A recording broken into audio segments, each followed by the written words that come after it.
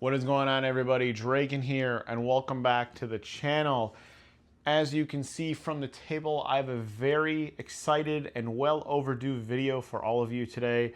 We're going to be taking a look and a deep dive into my updated Dragon deck tech. We're going to be taking a look at V4 today. I know it's long overdue. There's been a lot of things that have happened since my last deck tech, which was roughly a year and a half ago.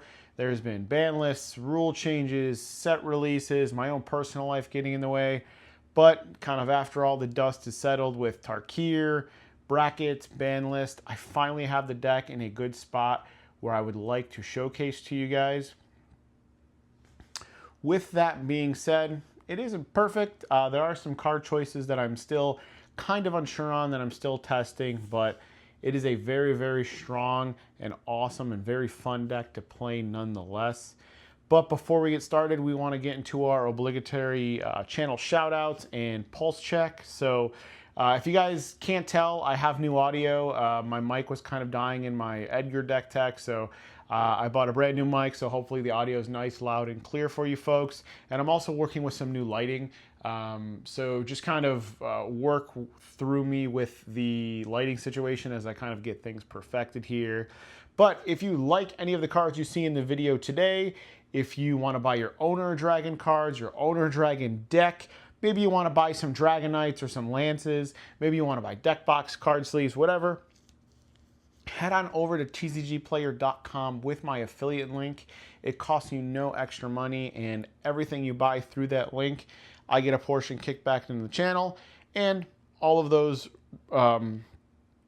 kickbacks and all that revenue goes into supporting and growing things here, such as audio, lighting, things of that nature. And if you want some really awesome deck boxes, some really awesome binders, head on over to duelingguard.com. Dueling Guard is my premier trading card game accessory brand right now. They have some awesome product. They have just launched their Mirrored Fates line, which is their interpretation of the Final Fantasy VII characters, Cloud, Sephiroth. They have deck boxes and binders supporting that.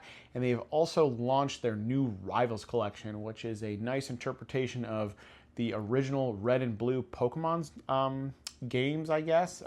So it has their interpretation of Charizard and Blastoise on deck boxes and binders. Those are some of the hottest products around right now. So head on over and use code Draken for 5% off. And just like our other link, I get a little kickback, and that funnels back into the channel.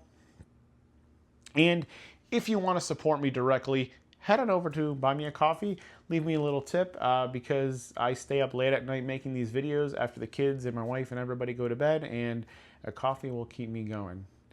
But with that out of the way, let's kind of talk about the deck a little bit, and then we'll dive into the meat of things. So, I kind of went into why this took so long, and again, a lot of it was just the nature of the game and just kind of how things have happened. The other part is, these are my real cards, right? So these aren't digital renders. I'm not putting a deck together to ride the hype train, so to speak, of a new Dragon set. Like, this is a passion project of mine. This is a pet deck of mine. And I really take the time into the card choices, the strategy, the mana curve of the deck. And with that comes like physical play testing and goal fishing and all sorts of stuff. So this kind of thought of just taking a while to bring out a deck tech and not just riding the wave came to light from a channel called Muscles and Magic. If you haven't heard of him, he goes by Muscles and Magic, and his name is Bobby Maximus. And he was or is currently on the UFC roster, and he writes for Men's Fitness. So he's a very successful gentleman who loves to play Magic in his downtime. And I actually found his channel through looking at Edgar Markov deck techs and Dragon deck techs. And great channel, so shout out to him, Bobby.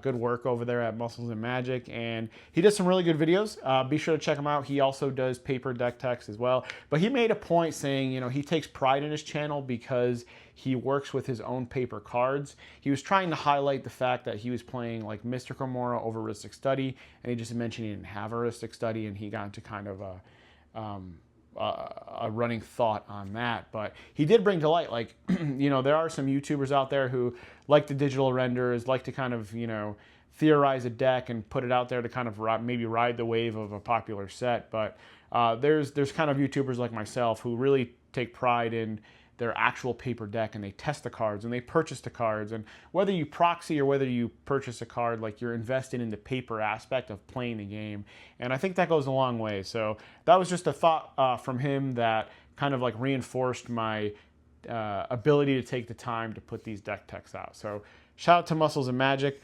We're also going to be doing giveaways in this video, so I wanted to make it very simple, to the point. I have a bunch of stuff I'm going to give away. I'm going to give it away at random, so what you get is at random, and who gets it is at random. All you need to do to enter is be subscribed and leave a comment in the description. The comment can be almost anything you want. It can be a comment on the video, it can be some feedback, it can be anything you want. But if you want to enter the contest and don't know what to put in the comment section, just put your favorite dragon in the Magic the Gathering multiverse, yeah? So you can leave any comment you like, but if you're stumped, leave your favorite dragon in the description below.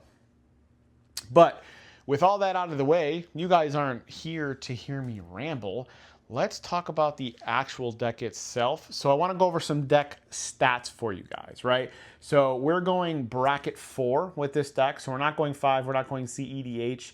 So we've omitted some cards that I feel like are more in the CEDH realm. But bracket 4 is very powerful, and I feel like my Dragon decks have always been in that bracket 4 perspective. So we're going to keep that theme running. There are some very good, very strong card choices in here. The deck synergizes very well. One of the things I've added to the deck is like a combo or two, just to kind of keep true to what describes bracket 4. So some of the things in bracket 4, there's like combos and land destruction. So we really take that to heart, right? We want to fit into the guidelines of that. So there is a combo or two in this deck, and there is some land destruction. I was actually toying with more land destruction that I actually opted for, but we'll kind of get to that as things come to fruition here. But when I was building the deck, one of the things I always prioritize is the mana curve. So if you go to the Moxfield link, which will always be the most updated version of the deck, you scroll to the bottom and you can actually see the curve of the deck is really, really nice in terms of permanence. If you look at the overall mana value, there's a really big spike for 1 mana value cards, but that's just due to like tutors and things like that. But as far as the rest of the deck goes, the curve is very, very nice. Things work very, very well. And we're overall a 3.16 average mana value, which is very low for an Dragon deck. Not the lowest I've seen, but definitely not anywhere near the highest. And I think that's really where you want to be. There has been some very powerful dragons printed in the last few years that are in that 4 mana, 5 mana value. So that just naturally brings the curve of the deck up, because you just have to play some of these cards. They're just very, very good. So just keep that in mind. Again, lots of changes, but there's some old favorites in here along the way.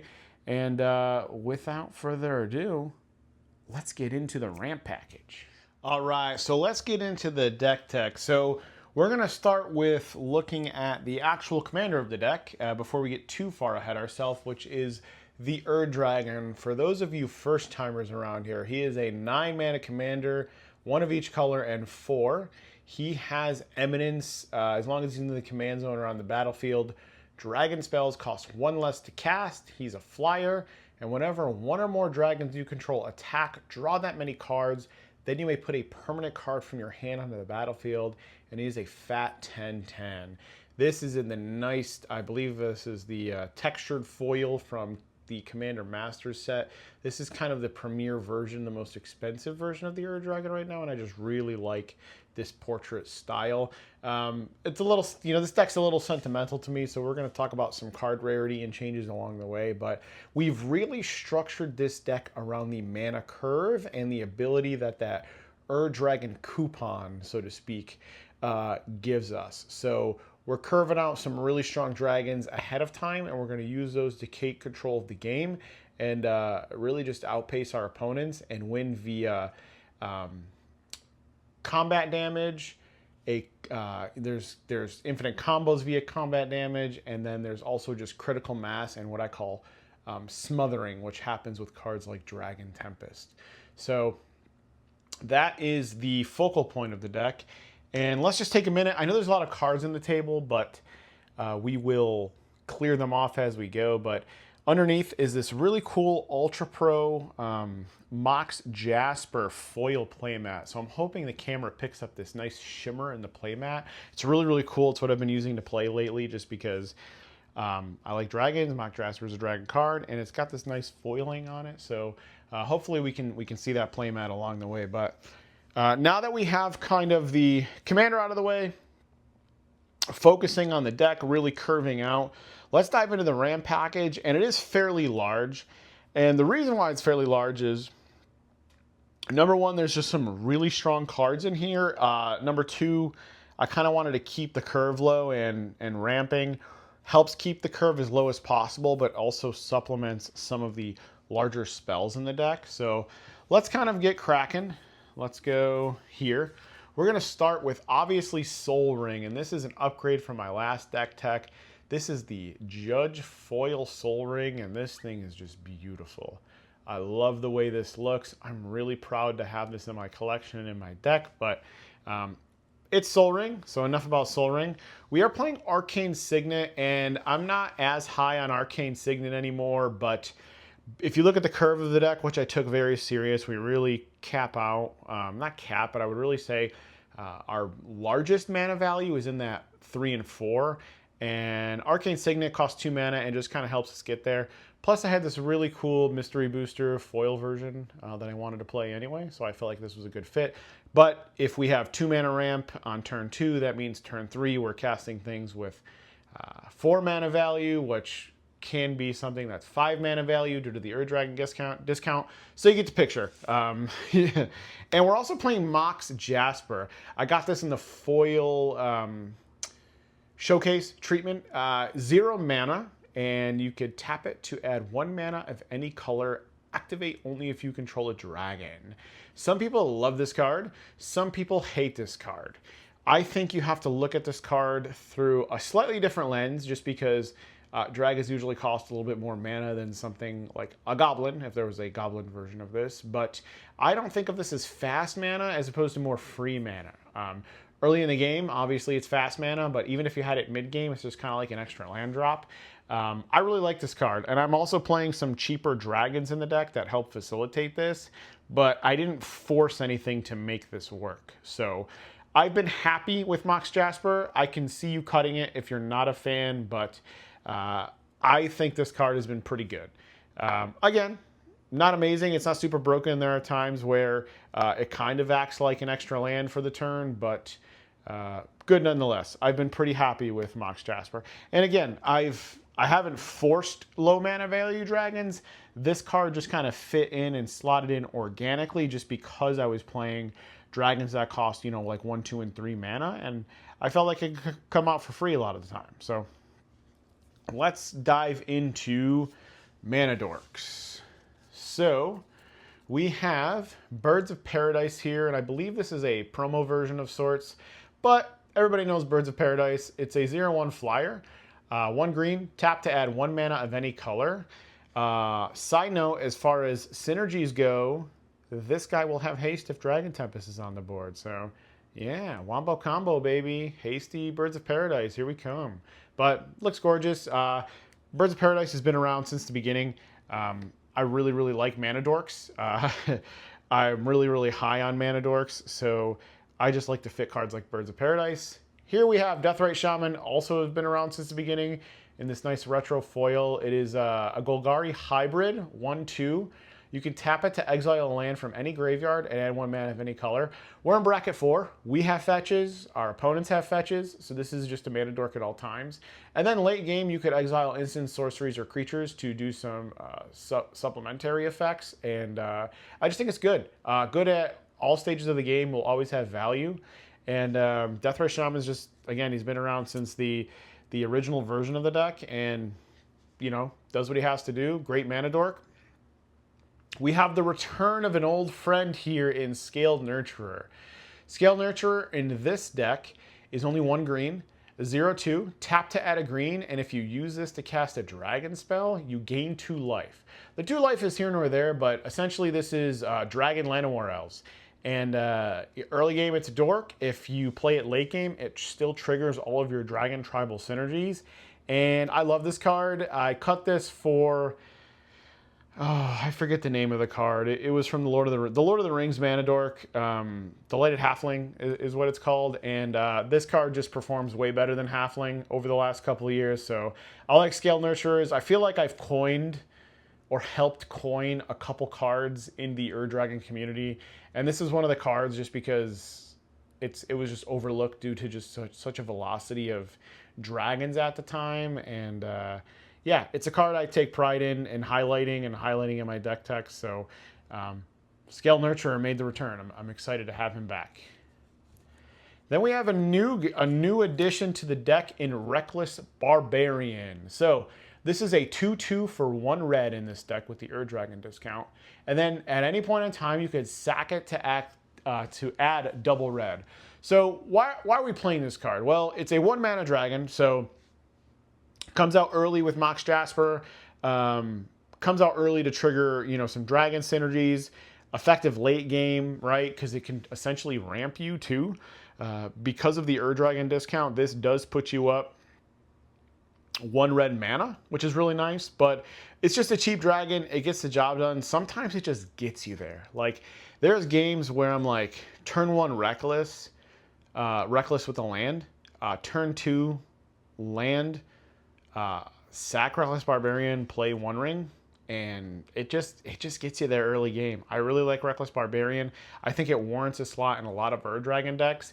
Just because of the discount, it doesn't go even on mana. It'll actually put you ahead mana on the same turn, or you can sack them later to essentially ritual yourself, which is nice.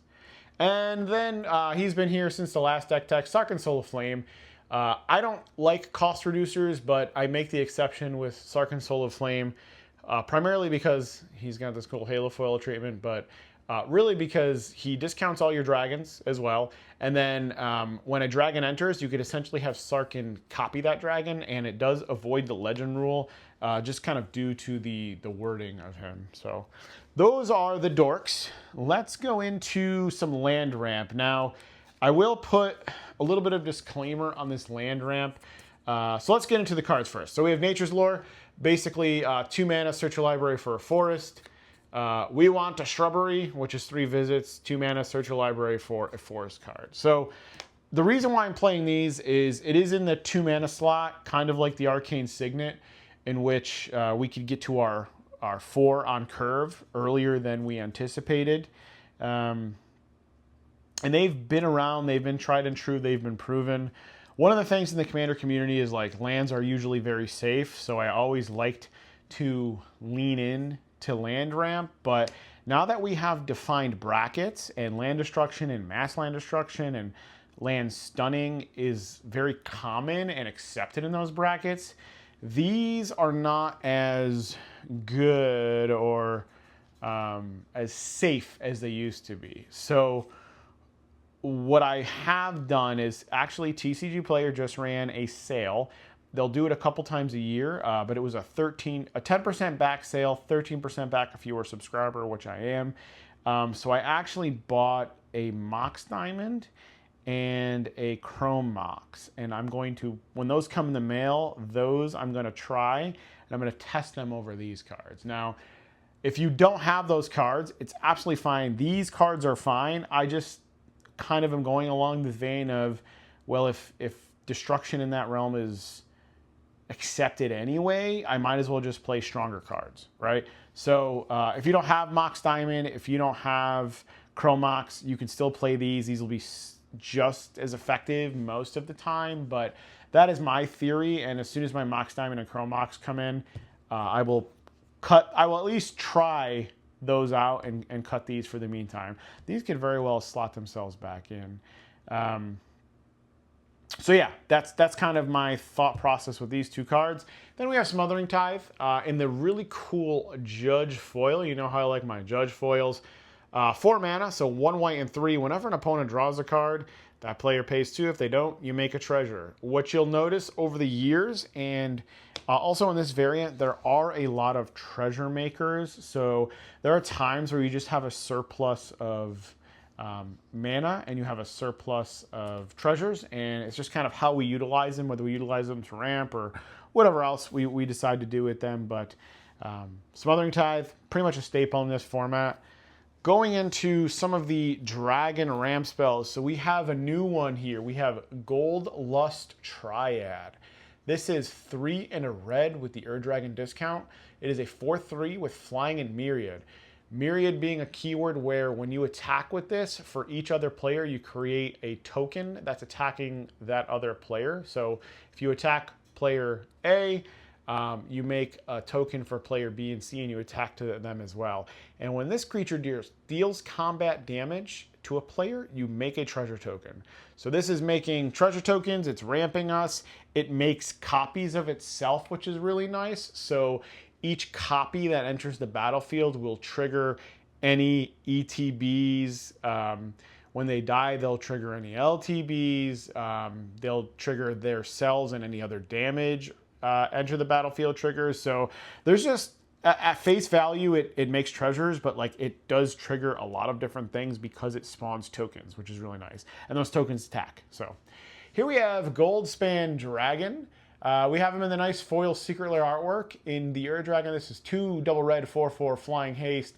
Whenever Goldspan Dragon attacks or becomes the target of a spell, create a treasure, and treasure sack for double. So we've had Goldspan around before. Basically, in a vacuum, he costs 2 mana to cast, which is really interesting because he creates a treasure the turn he comes out. He has haste, and then it sacks for double. And being able to double your treasure count really propels you into the mid and late game very, very quickly while your opponents are still either developing or trying to deploy their own strategy.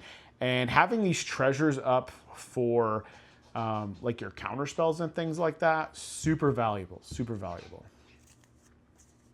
And we have Old Gnawbone. So Old Gnawbone is 4 green, 7/7 flying. Whenever a creature you control deals combat damage to a player, create that many treasures. So Old Gnawbone on his own, if he hits, he's making 7.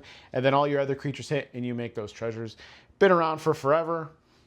Ancient Copper Dragon is 3 red, flying. Whenever Copper Dragon deals combat damage to a player, you roll a d20 and create that many treasures equal to the result.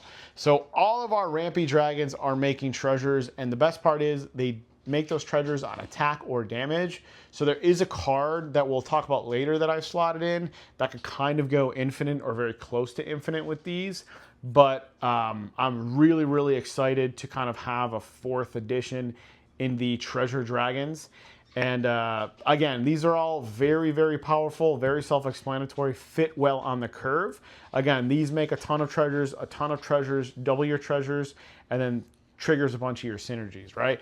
So let's talk about some budget options here, right? If you want to power down the deck to a 3 or a 2, or some cards are just expensive, you know, you can, I think Goldspan Dragon got reprinted relatively cheap. This card is relatively inexpensive just because it's newer. But like Gnawbone and Copper, you can play like Savage Ventmaw. You can play, what is the other card? Clouth. There's a lot of really good like budget options you could play, just big dragons that do stuff or make mana. And they don't even really have to make mana, but they do if you want a combo. Smothering Tithe, you can slot in like a Farseek or something here.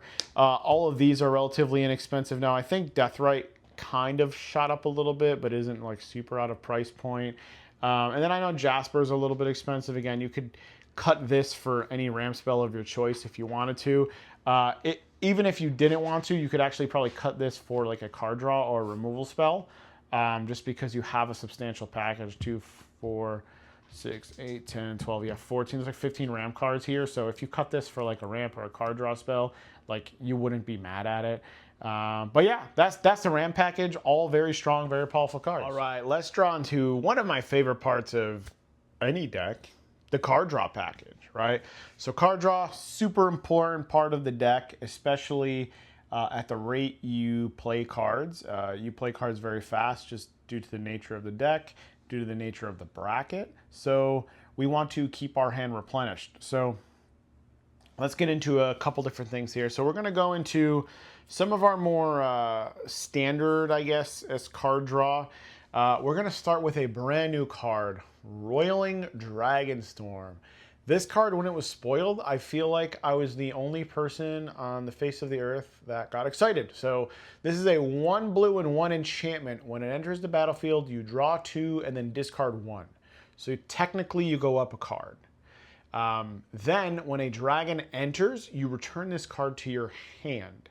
So my theory with this, and this card has actually been testing quite well, is that, you know, you could play this, draw 2 cards, pitch something that's dead.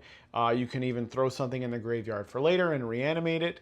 And then you hit your land drops, you play your cards, you play a dragon, it comes back. When you need to see more cards, you play it again. You play a dragon, it comes back. When you need to see more cards, you play it again. And it's just a constant funnel of a draw engine.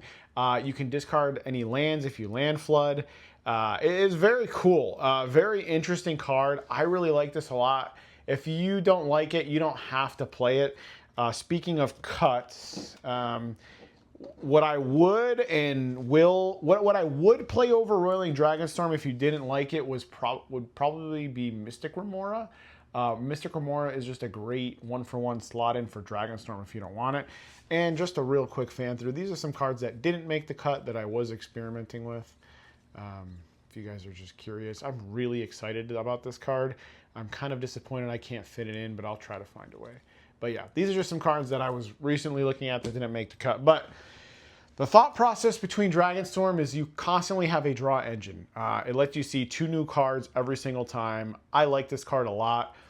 Those of you in bracket 4 or less, give it a shot. And I feel like in bracket 3 and 2, when you have to cut some of the more stapley cards, like this card even becomes more nuts. So give it a shot. Dragonstorm is very good.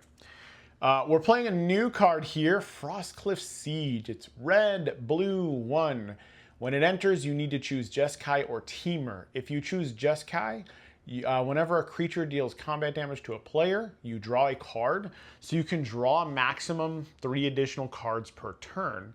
But the flip side of it is you can choose Temur, and creatures you control have +1/+0, trample, and the most powerful keyword we can ask for, haste. This card is an absolute house. So we were playing Rhythm of the Wild, which creature spells can't be countered and they all gain Riot. So non-token creatures gain Riot. So if we made a token, it wouldn't gain Riot. If we already had a haste enabler on the board, we'd be able to put like a free counter on something. But this card's awesome because when you need haste, it gives you haste. And when you already have haste, it gives you free cards. So I like this card a lot. This card is nuts. I recommend this card in all brackets, especially lower brackets, just because, again, you don't have a lot of the more powerful cards. And this card's great. Haste when you need it, cards when you need that. Fantastic. Here we have a really gorgeous card. This is the Judge Foil Rhystic Study featuring Jace. Rhystic Study, we all know, 2 and a blue. Whenever opponent casts a spell, you draw a card unless they pay 1. Yeah, staple of staples. Not much to say other than it looks gorgeous. Old favorite, Temur Ascendancy. Again, creatures you control have haste, what we want, and whenever a creature with power 4 or greater enters, you may draw a card. Very straightforward. Again, not a ton to say. It's been around for a while.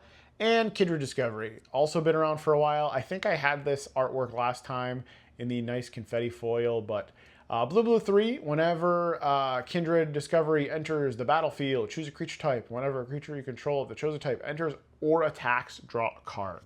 So in a vacuum, some people don't like Kindred Discovery because like it on the surface it's like 5 mana, do nothing, but because it's when a dragon enters or attacks, you can actually claim a lot of cards the turn you activate it. So if you could get a couple cards back the turn you activate it, and then it also sticks around, a ton of value in there, a ton of value. All right, let's go into some of the, what I call the big boy card draw spells. So we'll start with Party Tree here, which is the Great Henge. 7 green green. It costs X less to cast, where X is the greatest power. We have dragons. They're big boys. This is only going to cost, what, 3-4 mana. Tap, add double green, gain 2 life, so it's also a ramp spell. And then whenever a non-token creature enters, you draw a card and put a ++1 counter on it. So I like cards like this, like Frostcliff Siege, Teamer Ascendancy, Kindred Discovery, Party Tree. These all kind of like cantrip your dragon. So like you play a dragon and you draw a card. That way you've already replaced it, and if you can draw more cards off the same card, if that makes any sense, it becomes more valuable for you, so you don't feel as bad if somebody hits you with a Swords of Plowshares or a removal spell. The card that they're killing has already given you, 2, 3, 4 cards. So next we have this awesome poster, One Ring. Let's take a minute just to soak that in. This card looks great. One Ring is 4 colorless, indestructible. When the One Ring enters the battlefield, if you cast it, you gain protection from everything until the end of your next turn. At the beginning of your upkeep, you lose a life for each bird encounter. Tap it to draw a card for each bird encounter. You're going to see this in a lot of my bracket 4 and up deck techs. One Ring is pretty nuts. Not much to say. Very staple-y card. And some of the stuff that happens with these 5-color decks is they become like 5-color good stuffy decks. You kind of have to just take that for what it is and make concessions where you can. But there's some cards like you just can't overlook, right? And then we have this poster, Last March of the Ents. This is kind of our top-end curve draw spell. We're really using this to look to end the game or create a big momentum swing, but it's a sorcery. It cannot be countered. Draw cards equal to the greatest toughness amongst creatures you control, and then put any number of creature cards from your hand to the battlefield. So if you have an 8/8 butt, for example, you cast this, you draw 8 cards, and then you can put any number of creatures onto the battlefield. So not only does it net you a lot of cards in theory, those cards would most likely contain maybe some removal, some protection, and some creatures, and then you could put any number of creatures from your hand onto the battlefield. They don't have to be from what you just drew. So awesome card. I like to use Last March kind of as my top-end curve. Let's look at some dragons that draws cards. So Dragonborn Champion, 3 red-green. Trample, whenever a source you control deals 5 or more damage to a player, you draw a card. It's a 5/3. Dragonborn's been around for a while. I was actually like toying with cutting him, but I feel like I've been toying with cutting him for like years now, maybe like 2 years, but he just fits as a 3-mana card draw dragon that on his own, in theory, could draw you cards. I mean, he just fits in the curve really well. Like, there's not a lot of cards that do it. Like, sure, you can cut this for a 4-mana dragon that draws you cards, but like, again, I really value curve, and he just kind of stays. But also, like, it's anytime a source deals 5 or more damage. So that's like Scourge of Valkis, Dragon Tempest, Terror of the Peak style stuff, like combat, right? Anytime something deals 5 or more, you draw a card. So you can trigger that card a lot. Zurgo and Ojutai. It is 1 Jeskai, been around for a minute. Flying Haste. When Zurgo and Ojutai have hexproof as long as they enter the battlefield. So the turn you play it, can kind of dodge some removal. Whenever 1 or more dragons you control deal combat damage to a player or a battle, look at the top 3 cards of your deck, put 1 of them in your hand, the rest at the bottom of any order, and then you may return those dragons to your hand. So a little confusing, but essentially whenever a dragon deals combat damage to a player, so each opponent, so again, you could draw up to like, you could see up to 9, draw up to 3, if I'm correct with that.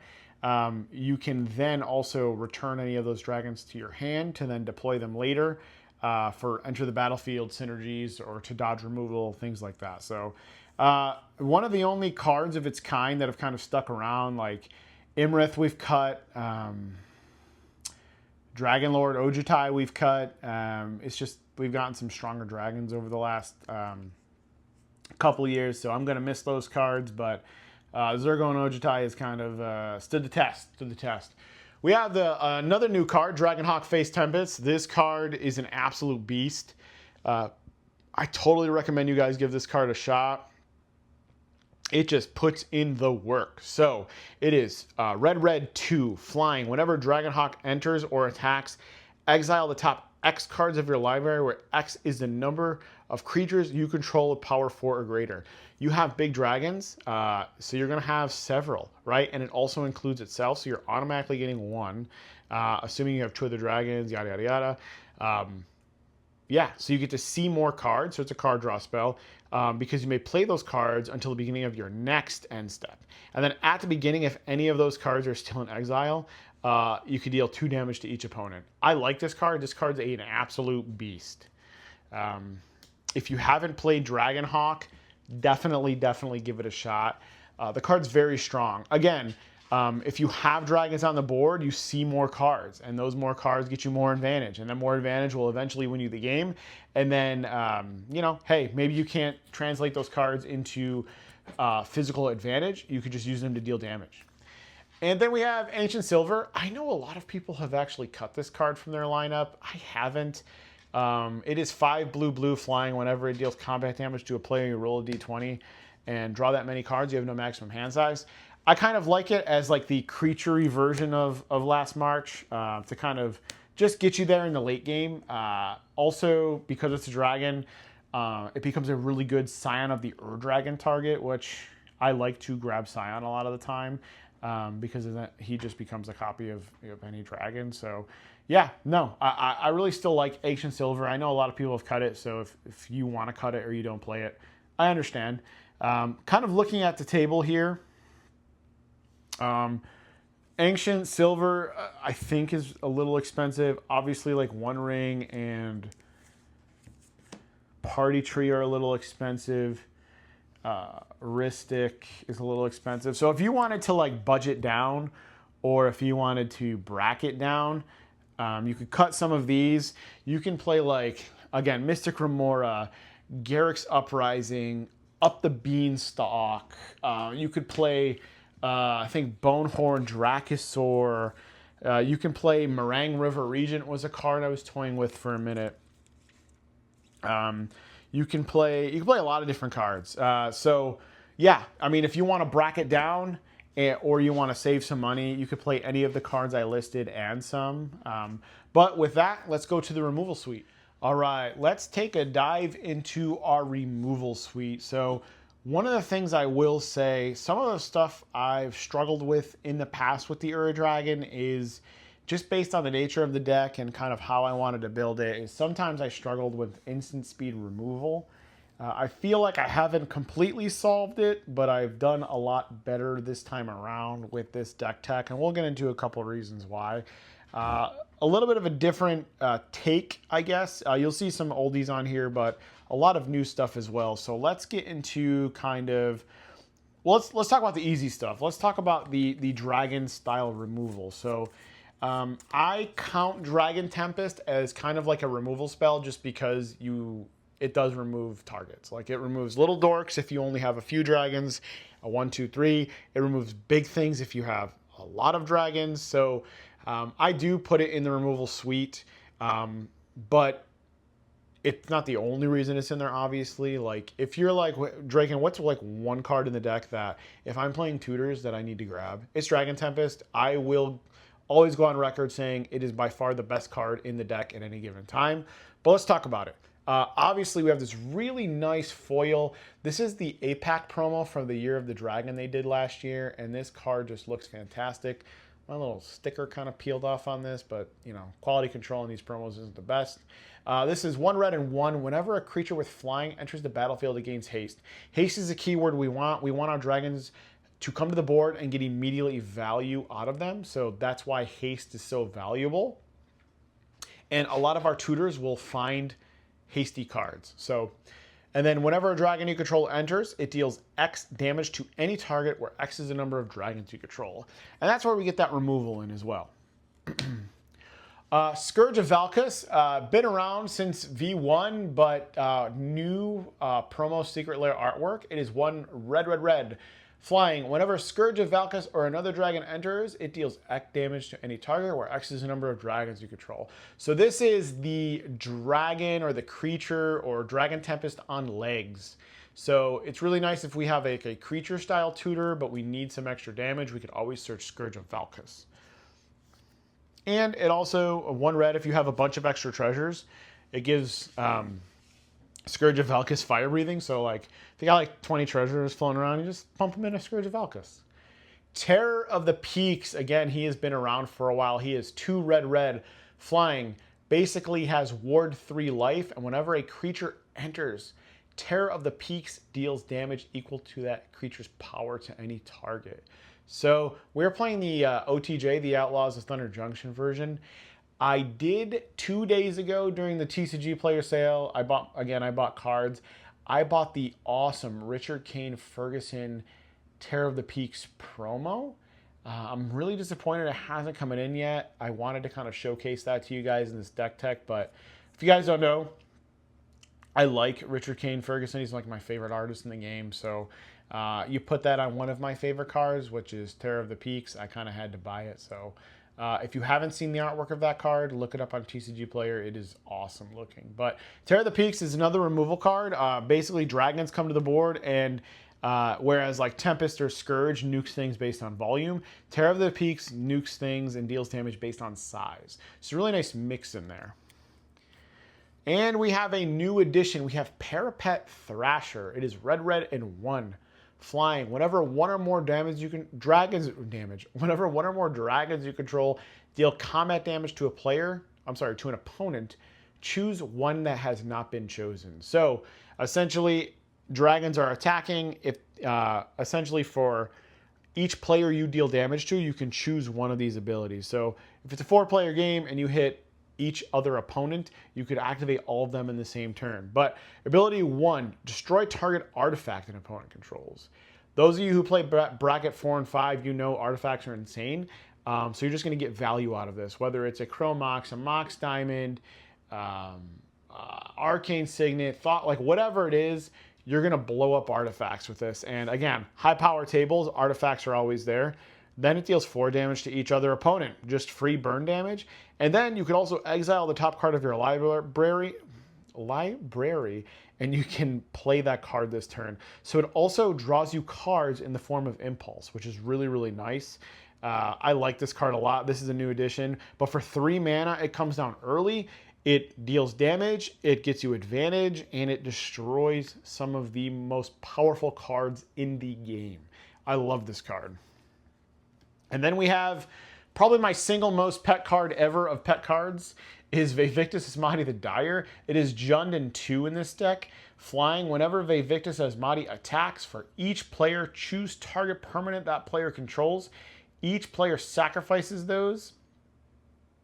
Then they flip the top card of their library. If it's a permanent, it goes to the battlefield. So the reason why I have not cut Vevictus is you'll see kind of here, and if you watched my Edgar deck tech and my Tiny Bones deck tech, I'm really, really high on these like 3-for-1 removal cards. Like 1 card gets rid of multiple cards, right? That's a valuable slot to have in any deck, right? And it doesn't always have to be in the form of like a board wipe, because usually you get to choose these things, or these things are very narrow, which is good. So I like Vevictus Asmati.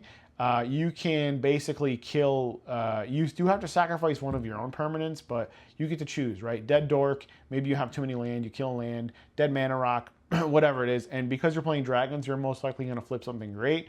And then you can choose your players, like I want to get rid of Heuristic Study. It does hit land, so then you could hit somebody else's like Gaia's Cradle or Cabal Coffers. And then maybe I want to kill your, silly equipment, right? And then they're all going to flip a card, and if it's not a permanent, it stays in the top of their library. And if it is a permanent, it's probably not as good as what you just killed, and it'll go to the battlefield, which is absolutely fine. So I like Vevictus. Again, the 3-for-1 thing. And then I don't want to underestimate the fact that like this card does hit lands. And if you can hit lands at bracket 4 and 5, like you're good. And if you don't have to try, like if it's baked into your deck already, you're in really good shape. All right, let's go into some kind of like one-for-one style removal here in the forms of instants and sorceries. Let's go with Swords to Plowshares. Basic removal. 1 white, exile a creature. Its controller gains life equal to its power. Just staply. I wanted to include, you know, creature removal and instant speed. You don't need a ton because you do have like the Dragon Tempest-y damage style, but it's kind of sorcery speed. So having something at instant speed was just a good thought. Again, in the 3-for-1, I'm toying with Pick Your Poison. This was Nature's Claim for the longest time, and it could very well still be Nature's Claim, especially with that awesome Final Fantasy full art treatment they came out with. That looks so good, that Nature's Claim. But this card is interesting. So the only downside is this card is a sorcery. It's not an instant. 1 green, you choose one. Each opponent will sacrifice an artifact, or each opponent sacrifices an enchantment, or each opponent sacrifices a creature with flying. So early mid-game, again, each opponent sacrificing an artifact or an enchantment. Late game, or you know, maybe you're playing against an Angels deck or something, you could kill a flyer, so they can't, you know, block your dragons, which is really cool. But essentially, you have 1 mana, and you're like, I really want to kill that Rhystic Study, or that Mystic Remora, or that, you know, 1 ring, and because they sacrifice it, it gets around indestructible. Yes, the opponent gets to choose, but they usually don't have multiple things to choose from. So the idea is you always, not always, I would say 9 times out of 10, you get the card you want off the battlefield, but also sweep up 2 more cards in the process. So just value. The only downside, again, it is a sorcery, but this card is just value town all the way around. Again, just the way tables kind of just format themselves is you always get the card you want plus 2, which is really awesome. And we have Assassin's Trophy. It is an instant, which is great. We need instants. Destroy target permanent and opponent controls. They get a basic land from their library onto the battlefield. Why are we playing Assassin's Trophy? Instant speed removal, and it targets anything, including lands. Yes, they do get a basic, but I'd much rather you have a forest than Gaia's Cradle. And we're going to go into some counter magic that I opted to play. We are going to go with Stubborn Denial. It is 1 blue, counter target non-creature spell unless they pay 1, so it mana leaks them. But it has Ferocious. If you control a creature with power 4 or greater, you counter it unconditionally instead. So the reason why I'm playing this is I did want some more counter magic, and I felt like Stubborn Denial was just good. Again, early game, even if you leak something, it's enough. But being able to counter any non-creature spell, if you just have something big on the board, is awesome. So Stubborn Denial, very, very good slot in for a cheap counter. We have an Offer You Can't Refuse, which is 1 blue, counter target non-creature spell. Its controller creates 2 treasure tokens. So again, we're countering anything that's basically not a creature. Again, they get a little bit of upside with a card like this, but it is kind of unconditional. They do only cost 1 blue mana each. That means you only have to hold up 1 blue source or a treasure or something, and you are protected for the turn to either stop a combo, protect your own play, things of that nature. And then we have Mana Drain. This is the awesome Judge Foil promo. Again, we have a lot of new rarity upgrades. We have blue, counter any spell, and at the beginning of your upkeep, you add colorless equal to its mana value. So really, really nice, tight, clean counter magic suite, because we do want to stop combos and we do want to protect our own game plan. In retrospect, you can cut, like, if you don't have a Mana Drain, you could cut this for Swan Song. You can cut this for Swan Song, or this for Swan Song if you want, because I was playing Swan Song for a long time. If you like don't have this and you hate this or hate this, you can play like Swan Song, Arcane Denial. I was toying around with Veil of Summer. I actually still might cut this for like Veil of Summer for those really high powerful tables. Shout out to Willip for the Veil of Summer idea. I was looking through, he sent me his list, and I thought that was a really good tech choice, maybe over something like an Offer You Can't Refuse. But yeah, I mean, you could play any kind of like counter magic suite or defense suite you would like. I also am doing some theorizing if I play enough blue and card draw spells to see blue cards to play Force of Will. I don't think there is enough blue cards in here to play Force of Will, but I could be wrong. And if I did play Force of Will, I would probably cut one of these two for Force of Will, but that's another conversation. And the last removal spell we have in the form of a board wipe, the only board wipe in the deck, is Cyclonic Rift. It is 1 blue and 1 return target non-land permanent to his owner's hand, or you could overload it for 7. So I kind of, again, shout out to the Discord. Anybody in the Ur Dragon Discord, Skro, Willa, Cheem Kim, I think, or Cheem Kim, I believe. Sorry if I butchered that. And anybody else I didn't mention, like, you guys are the greatest, because in times where I can't physically sit down and play, I can always bounce ideas off you folks, and you guys just kind of keep me grounded with a lot of things. And I was going back and forth between, like, how many board wipes should I play, and what should they be? Should I play like Rift and Crux of Fate? Should I play Rift and like Scavenger Region? And they just made a good point that, like, hey man, like, you're playing bracket 4, like, games end early. You don't need more than one board wipe. And in the cases where you do, like, these cards do a lot of the work. And they made a good point. So we really only need the one board wipe in form of Psych Rift. If you want to power down the deck to lower bracket or budget options, you can cut this again for any cheap counterspell, Arcane Denial, Swan Song. You can cut this for just like Crux of Fate or Scavenger Regent. And I think the rest is relatively either, cheapish. If you don't have Terror of the Peaks, or maybe you don't like Vevictus's Mahdi, you can play Lowe's Hand. Lowe's Hand's a decent card as well. That card deals damage equal to the mana value you cast, which is really nice. So there's some options here too if you want to power down or save some money.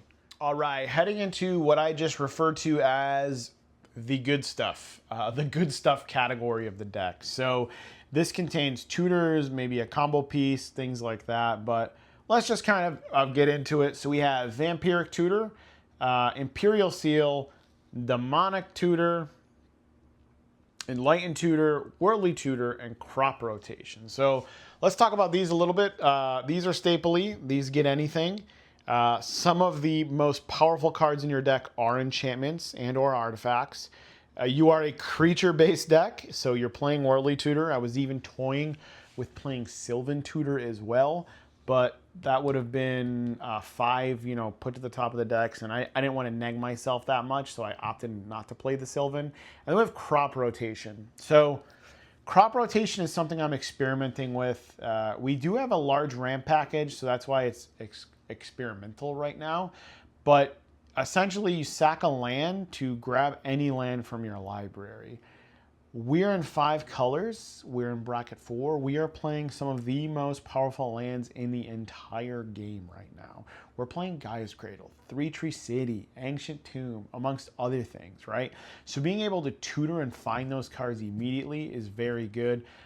With that said, we already have a large ramp package, and usually the land you would get would ramp you in some realms, so it kind of becomes unneeded. I was, again, shout out to the Discord. I am and was toying with Saw in Half. Saw in Half is black and 2, destroy target creature, and you make 2 copies of it with its power and toughness halved. So that's basically a combo piece, right? Like, you kill a Terror of the Peaks, make 2, kill a Hordling Broodlord, make 2, right? It's just a combo enabler. So I was toying with that over this as well. But again, shout out to Discord for that idea. But again, these are the tutors. These are just going to find like the strongest cards in your deck. And then we have Teferi's Protection. Been around for a while. We have the really nice Teferi artwork. One white and 2. Until the end of the turn, your life total can't change. You gain protection from everything, and all permanents phase out. Overall, really good card. This card is going to, either protect your board, protect you, preventing the game from ending, or catching a player off guard from trying to answer your board, which will happen. We are playing Aggravated Assault, and again, I did order more cards. I have a really cool Amonkhet version. They're not invented. They're Kaladesh. Is it Amonkhet Inventions and Kaladesh something? Whatever the Kaladesh super cool, awesome promo is, that's coming in the mail. So I don't have that yet. So I just kind of have this basic anime Aggravated Assault. This is in there as just a combo piece. I was playing Scourge of the Throne for the longest time. Scourge of the Throne costs 6 mana, and it only gave you 1 additional battle phase. And we've seen a lot of really good dragons over the years where the dragon count went up. So I can kind of put enablers in that aren't dragons. So that's where Aggravated Assault came in. Aggravated Assault is 1 red and 2, and then you could pay 5, which includes double red. Untap all creatures you control. There's an additional main phase and an additional combat phase. So what this does is essentially for 5 mana, you can then attack again. Now, if you have a Treasure Maker, an Enabler like a Gnawbone or a Copper Dragon, or really any of the other treasure dragons we looked at, you can then get infinite combats. The reason I'm playing Aggravated Assault is because it is an enchantment. It's a little bit harder to deal with. But just today, so it's not in here yet, but just today I was talking to Willip. Again, shout out to Willip. He recommended playing Najeela over Aggravated Assault. Same mana value. You have to pour the same amount of mana into it. But as opposed to double red and 3, it is 1 of each color. But usually you're sacking treasures for this, so the color doesn't really matter. And it's a creature, so it's like a little bit easier to find, and there's synergies and stuff like that. But it gets the same thought process, the same theory. So I'm probably going to cut this for Najeela in the same vein. But if you don't have Najeela, or I didn't have one laying around, coincidentally. So you can still play Aggravated Assault. It will be fine. They both do the same thing. But shout out to Willip for the Najeela idea. Plus, there's an awesome alternate art Najeela in the Final Fantasy set with the cloud, which I can only describe the artwork as the strategy guide. If you guys are my age and you're early 30s, you know what strategy guides are. It kind of looks like the strategy guide cloud artwork. And I would love to play that in here. So yeah, that's going to go in as soon as I can get a copy of that. And then the last card we have is also just as controversial as the Mox Jasper, is Call the Spirit Dragons. Call the Spirit Dragons is 1 of each color. An enchantment. Dragons you control have indestructible. At the beginning of your upkeep, for each color, put a 1/1 counter on a dragon you control. If you put a 1/1 counter, if you put 5 1/1 counters on dragons this way, you win the game. So essentially how this boils down is if you can put a 1/1 counter on a dragon of each color, so you do need 5 individual dragons, you do win the game. So let's break down this card a little bit. I'm testing this card. So first of all, I'm here nor there. I'm not sold on it, and I'm also not. I don't think it's awful, right? Some people hate it, some people love it. So I'm a little bit more indifferent about it. But kind of here's how I'm thinking about with this card. So it's 5 mana, so it's relatively, it fits on the curve really well. It gives all of your dragons indestructible, which is not flavor text. It does matter. It does come up. And it does say, you need to answer this card. If you don't answer this card, I am just going to win the game. So I will play it. I will play my turn. And yes, I have to wait till my upkeep, but now you have to do something. You can't sit there. You can't durdle. You can't stacks me. You can't hold up counter magic. You can't anticipate more counter magic, right? You have to be proactive with figuring out a way to remove something from my board or this card itself, or I end the game. It does kind of put the table on a little bit of a clock, so to speak, but it's something that demands an answer, and that's kind of why I opted to play this card. Again, you're not using it because oh man, it's insane, it just wins the game. It's just one of those cards that it's more of a game dynamic play. It's more of a psychology play. It's more of a forcing the game to move forward kind of thing. And that's why I kind of like the theory of this card. Coalition Victory, you could play that. It would do kind of the same thing. But I like Call of Spirit Dragons just because it does cost less. That's really it. But again, it forces reaction. It forces the game to move forward. And you can get away with cards like this in Bracket 4. Probably not in 5. Can't get away with anything like this, but Bracket 4. So that's kind of why I like this card and opted to try it out. On to the dragons. All right, let's get into some exciting stuff here. Let's get into some dragons, right? This is kind of why we're all here. This is the meat of the deck. So these are dragons that don't fill a specific category, but are strong or have utility in their own right. So hopefully the lighting here is good. It looks decent from my perspective, but again, feedback on that is appreciated. So let's start. We're going to go with Clarion Conqueror here. This is a new card. This is 1 white and 1 in this deck, so it's only 2 mana. It is a 3/3 flyer. Activated abilities of artifacts, creatures, and planeswalkers cannot be activated.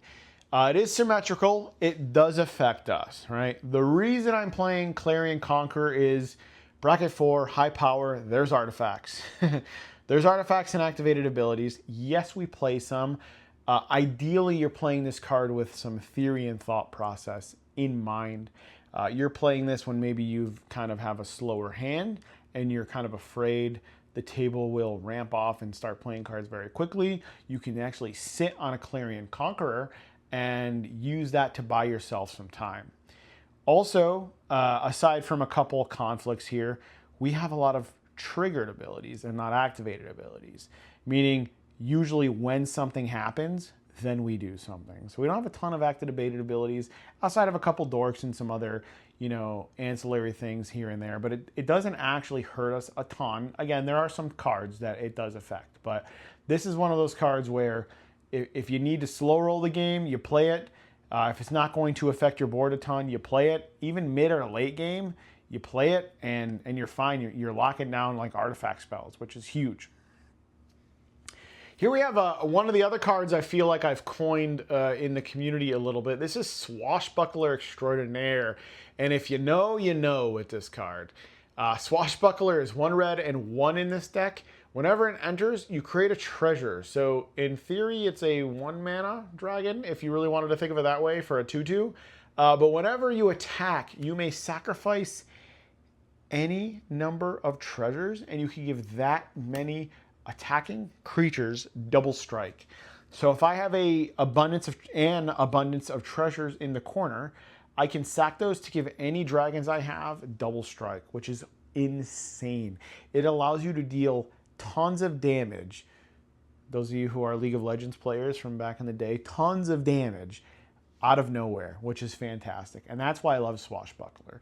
Not only does it have utility, does it give you a treasure, but it allows you to weaponize a surplus of treasures. And again, with Swashbuckler, if you know, you know. And if you don't, try them out. You should know.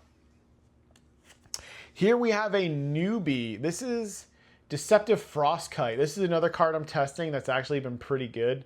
Blue for a 1/1 flying dragon.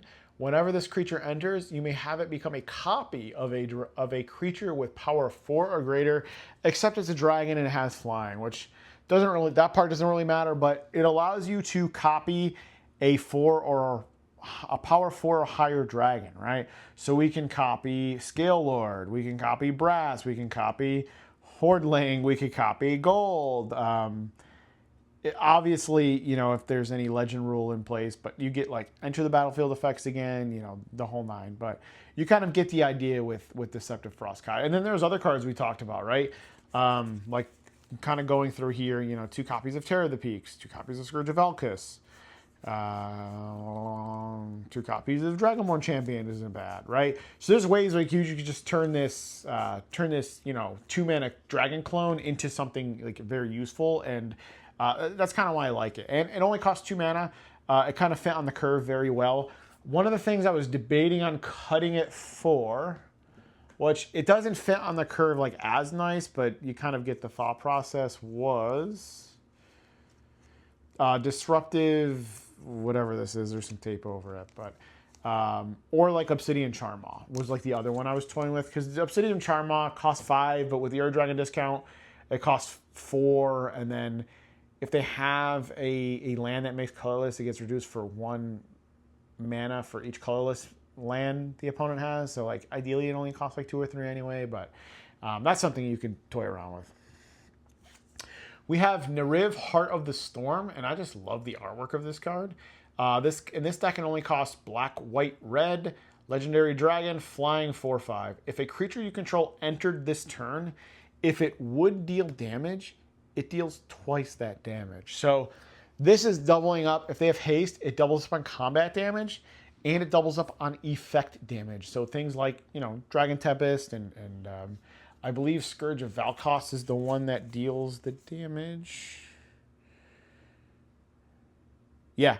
When Scourge of Valkos or another dragon enters the battlefield under your control, it deals damage. So whatever dragon enters deals the damage. So then your Scourge of Valkos triggers, you know, double, which is really nice. So there's a lot. This was something that I got feedback from the community on as well. Still testing that one, but dealing double damage is pretty good. Which brings us to our next card, Twin Flame Tyrant, in this really nice full art. This is 2 red, flying 3/5. If a source you control would deal damage to an opponent or a permanent they control, it deals double. So everything just deals double as long as it's on the board. Big red damage, big red things, big dragon things. Very, very self-explanatory. That card's been fantastic. But back in the previous days, I've toyed around with like Fiery Emancipation, Sylvia Brightspear, Atarka, but I just feel like this is the best card in that slot now. And then we have Roaming Throne. It is 4 colorless with Ward 2. When it enters, you choose a creature type. Roaming Throne is the creature type. If a triggered ability of another creature you control of the chosen type triggers, it triggers an additional time. So anything of like when, right? When it enters, when you attack, when you deal damage. So it's doubling up on all of those dragon triggers. So, you know, as you can see some of the cards on the table here, you have like your Brass. You could double up on your Rennie. You could double up on Gold. You could double up on Scale Lord. And then, you know, as we go back, you know, your Terror of the Peaks, your Parapet Thrasher, you know, you kind of get the idea. Doubling up on a lot of these effects is pretty gnarly. And then same goes with, you know, the conversation on Saw in Half. That's kind of like essentially what you're doing, is doubling up on a specific ability or trigger. So Roaming Throne is good. I like Roaming Throne. I feel like it kind of slots in nicely, especially, you know, on the curve too. I stress the curve, guys, and I apologize if I lean into curve too much, but it's something that I take pretty serious when deck building. So this is kind of a flex slot to me and others, but this is Guardian Scale Lord, 3 and a white with backup 1. So essentially, as it enters, it could back up 1 creature and apply its effect to something. So whenever this creature attacks, return non-land permanent card with mana value X or less from your graveyard to the battlefield, where X is this creature's power. So what this says is when Guardian Scale Lord attacks, you can bring a permanent with mana value 3 or less from your graveyard to the battlefield. Now, if you backed up something larger, like a Ureni, now you can bring back something with 7 mana value in addition to the Scale Lord's 3 mana value. And if you find a way to make the Scale Lord's power bigger, then obviously you can bring back something bigger. But at the floor, you're bringing back something 3, and you're backing up a larger creature. Now, this is a flex slot. Like I was toying, again, I showed you some cards before that I was kind of shuffling in and out. I was toying with this slot, but I opted for the Scale Lord for a couple of reasons. One, your stuff's going to get destroyed and go to the graveyard. 2, you do have Roiling Dragonstorm, which discards cards. And I did want a little bit of kind of like reanimation and recursion. And I was going through the list, and I was like, all right, let's look at permanents that are just 3 or less. Like just face, like very floor of the card, right? So when you look at permanents in the deck right now that are 3 or less, right? Aggravated Assault is a permanent that's 3 or less. Kind of going along here. Dragon Tempest, an early removed Dragon Tempest, because it is a lightning rod, especially if the table kind of knows what they're doing. This costs less than 3. Temur Ascendancy, Frostcliff Siege, Roiling Dragonstorm, right? Rhystic Study costs less than 3 or less. All of your mana rocks, right? Like, so there's a lot of really strong cards that just at the floor of Scale Lord really can kind of rewarp the game, right? If you have a Rhystic Study and it gets blown up and then you just bring it back, like that changes the whole game, right? And then if you can target something that, let's say, now you back up, a Dramoka and it has 5 power. Now you've just, opened up, 80% of your deck. So I really like the Scale Lord. Again, it's a flex slot. You can cut him, but yeah. Scion of the Ur-Dragon, one of my favorites. I was actually a couple of years ago going back and forth on cutting this guy, but I'm glad I didn't. It is 1 of each color for a 4/4 flyer. And you can pay 2 colorless at instant speed to search your library for a dragon card, put it into your graveyard. If you do, Scion becomes a copy of that dragon. So Scion is just great. Like, it just kind of toolboxes into any dragon. Your brass, your copper, your gold, your Rennie, your Terror of the Peaks, like all the really good dragons that we've come up with, like it just becomes it for the turn. So really, really solid card. He's been around for a while. Mirim has also been around for a while at this point. It is Temur and 2, Flying Ward 2. Whenever another non-token dragon enters the battlefield, you may create a copy and it's not legendary. So it just makes an additional copy of all of your best dragons, and it also gets around the legendary rule. We've kind of talked about triggers and cards to double up all profile long, so I won't dwell on that a lot, but great card nonetheless. We have Dragonlord Dramoka, which has been around since version 1 for 3 white, green, 5/7. This spell can't be countered, which is awesome. It has flying and lifelink, which honestly, like the lifelink, hey, I'll take it. And your opponents cannot cast spells during your turn. So this is just a high power card. Like, we're playing bracket 4. We expect counter spells. We expect counter magic. I do personally have a play group that plays a really heavy amount of blue. Like, there's at least 2 people every game with blue. So cards like this they put in the work, they protect your plays, and you can even recoup some life along the way. So I've always liked Dragonlord Dramoka for that reason, where I can just like play it or cheat it out and just feel comfortable that my plays are going to go through.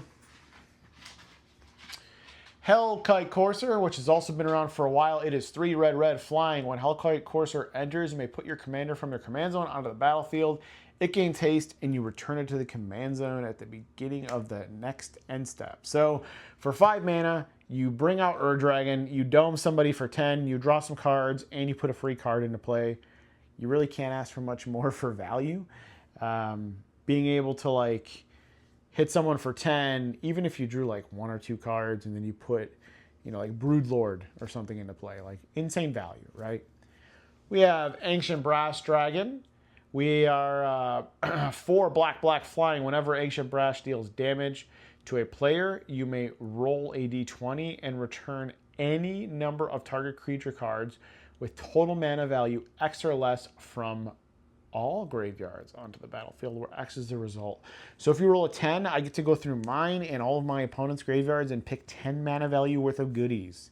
Probably you're going to pick a lot from your own because you have big, beefy dragons, but being able to pick some really cool things from your opponent's graveyard is effective. And then, like I said, Scion can like reverse toolbox it at instant speed. And, again, having a little bit of reanimation in the form of these cards is useful because some of your things just become lightning rods. So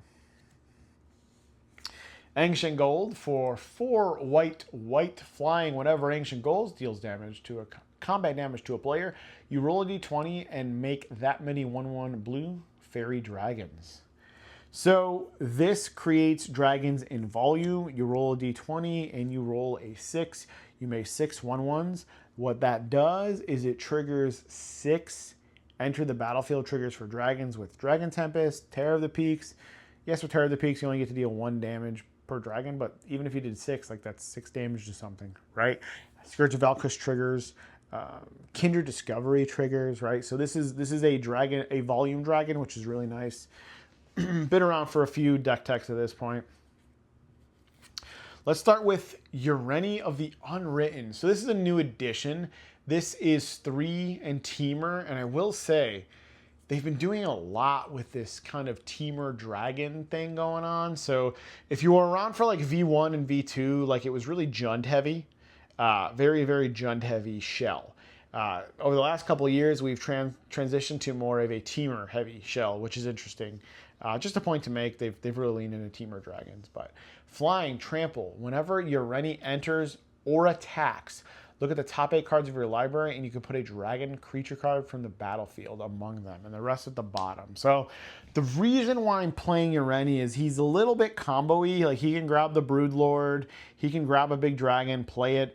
It is on enter or attacks. So assuming you have haste, you can get 2 dragons just the turn he's played, and they go directly to the battlefield. This was another thing that was kind of brought to me by the Discord, at least to try. I was playing Tiamat.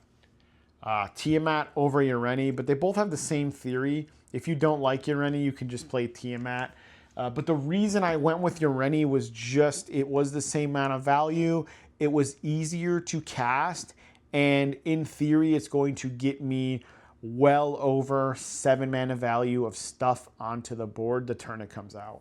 We're playing enough density of dragons to where like you will hit something off of it every time. It's just kind of depends on what it is. It is a little luck based, but I like the ability of putting them directly to the board, triggering all your dragon synergies.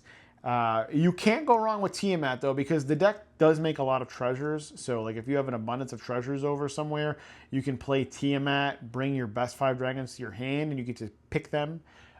Which is great, and then just use the treasures to cast them. But my thought process was you don't always have the treasures.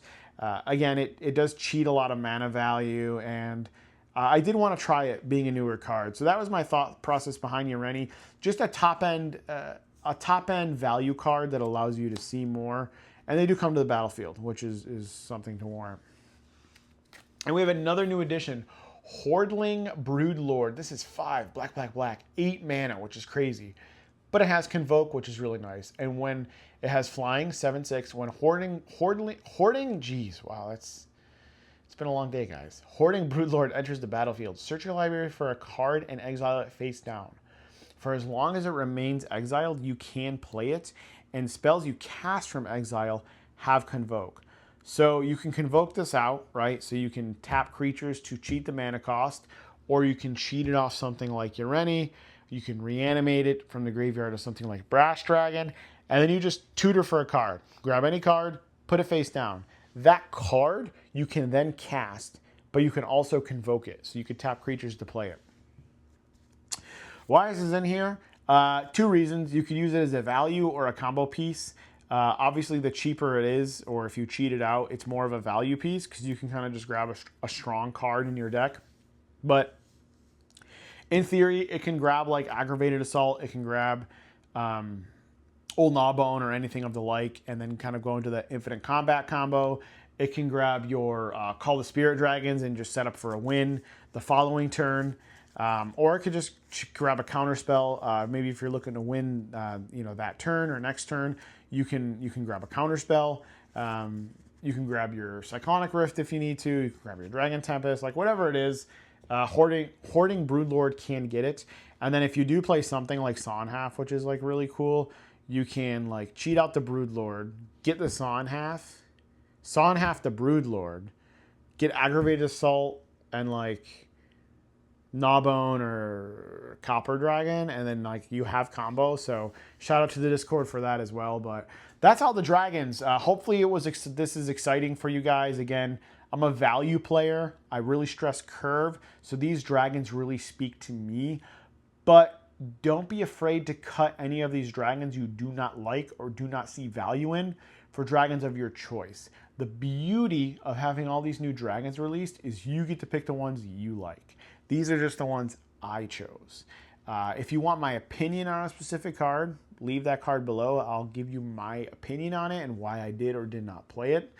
When talking powering down the deck to like bracket 3 or 2 or budget options, I would definitely cut the Brood Lord. You don't need it if you're going lower power. But the rest, I think Twin Flame is still a chunk of money.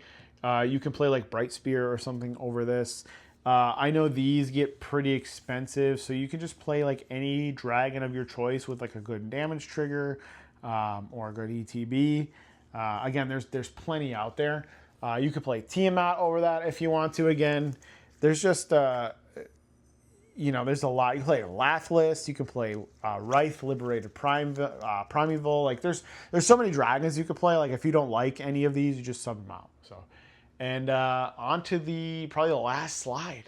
All right, everybody, we are going to round the deck out with the mana base. I will say I've cut it to about 36 lands, which has been working out quite well. Depending on some of the changes that come down the line with like, Chromox and Mox Diamond, that number can shift up or down, probably 1. But very, very efficient, clean, cheeky at times mana base. So I really, really enjoy kind of what I have going on right now. But let's get into it.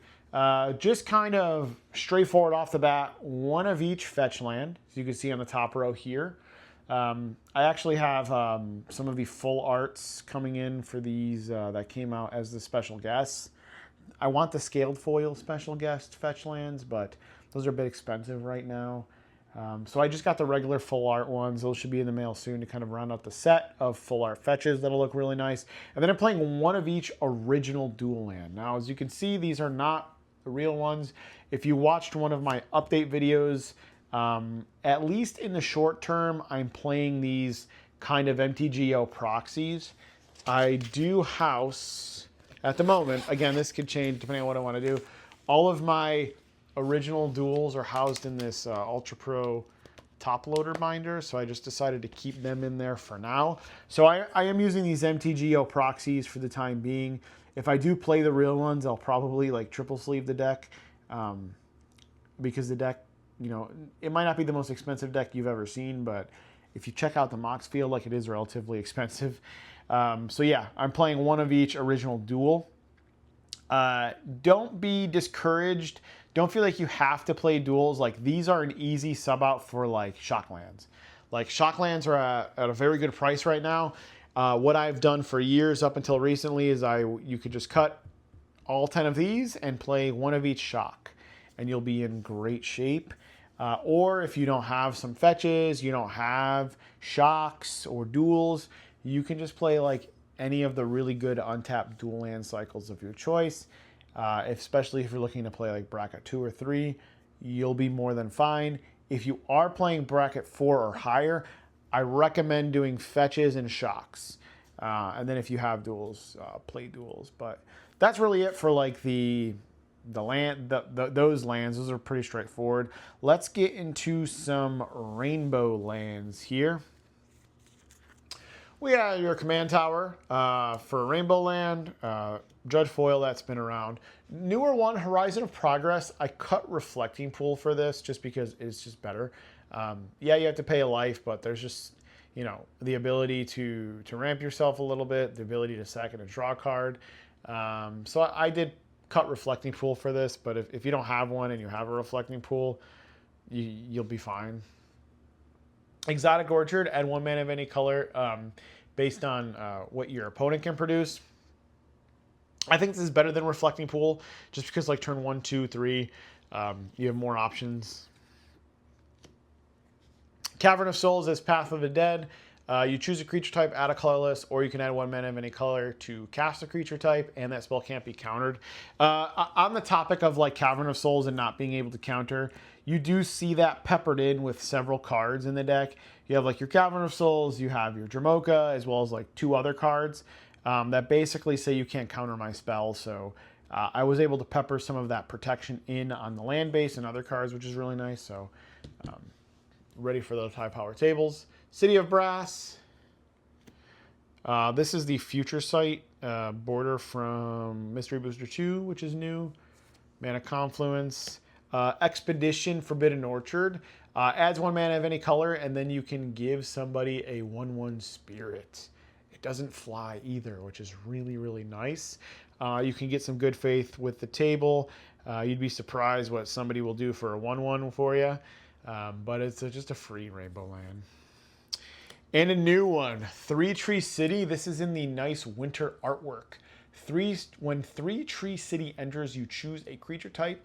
You can tap it to add a colorless, or you can tap 2 and tap it to choose a color and add an amount of mana equal to the creature type chosen of that color. So this is an awesome, like really rampy land. It gives some really, really good plays.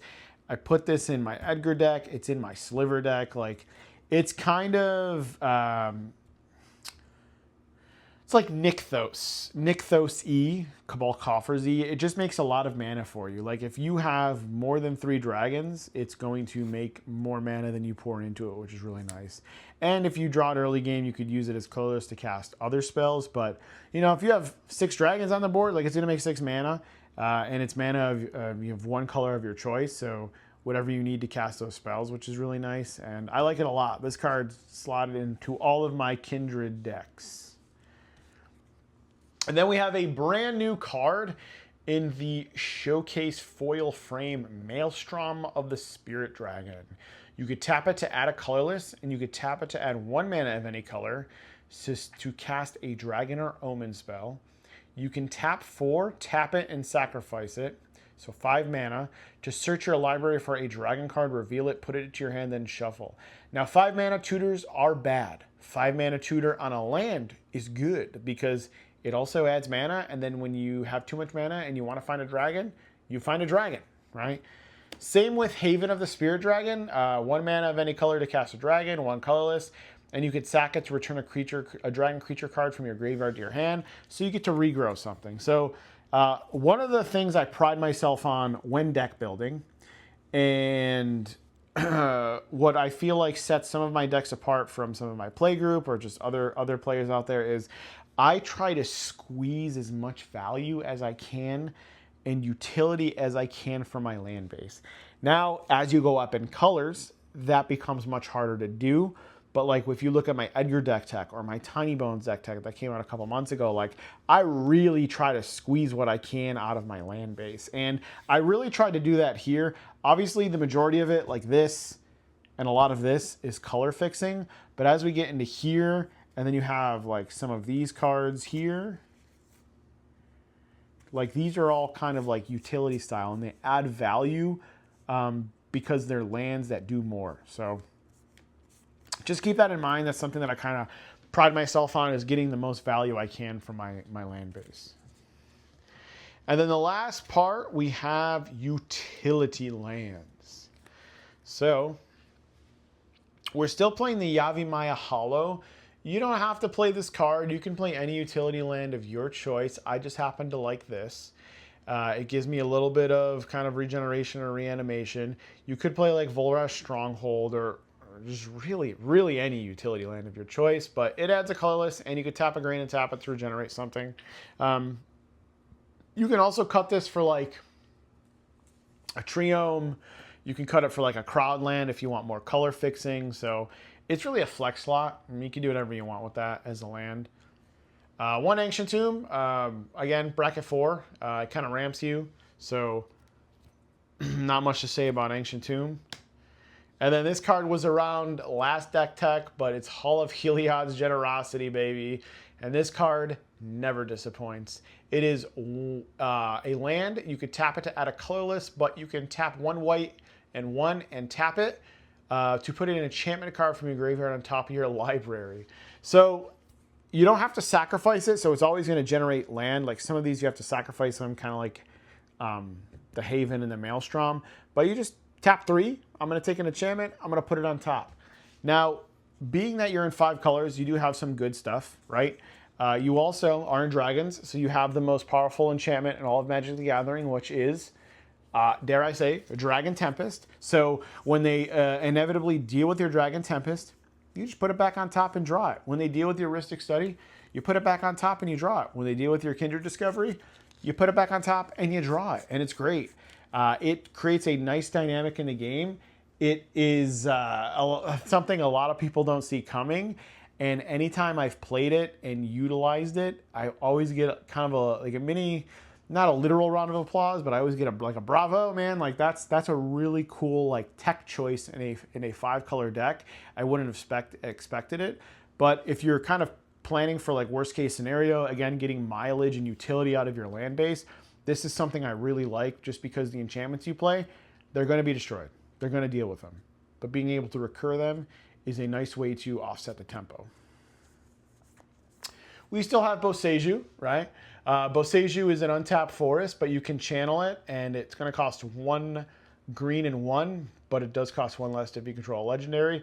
And you can destroy a non-basic land that opponent controls, and they get a basic. I'm sorry, you can destroy a non-basic land, artifact, or enchantment. So you can nuke an artifact and enchantment, but it also can hit, opposing Gaia's Cradles, Cobble Coffers, things like that. And we have Gaia's Cradle. We're playing this little proxy in the same vein as the dual lands. The Gaia Cradle is in the binder right now. But tap to add a green mana for each creature you control. We're playing Gaia's Cradle because we can easily kind of flood the board with dragons. We're a creature-based deck. We also have like a really nice, smooth, and low curve. So we can use Gaia's Cradle to tap for, 3, 4, 5, 6, 7, 8, mana at one time. We did, since the last profile, cut a lot of token makers. So there's not like a way to like token things, but like we can copy things, right? So we can, if you're opting to play Saw in Half, you can Saw in Half things to double things up, right? There's Mirim, which creates copies of things. So there's ways to kind of, there's Gold, there is Gold Lush Triad. So there's just ways to cheat more dragons onto the battlefield. So it's still just as strong as it's ever been. And the last card of the deck is a new addition. It is Mistrise Village. So this card enters tapped unless you control a mountain or a forest. Yeah, we have a lot of those. And then you can tap it to add a blue. So it's an untapped island, which is really cool as long as you have one of the respective land types. And you could tap it and tap a blue. The next spell you cast this turn can't be countered. Again, kind of in the same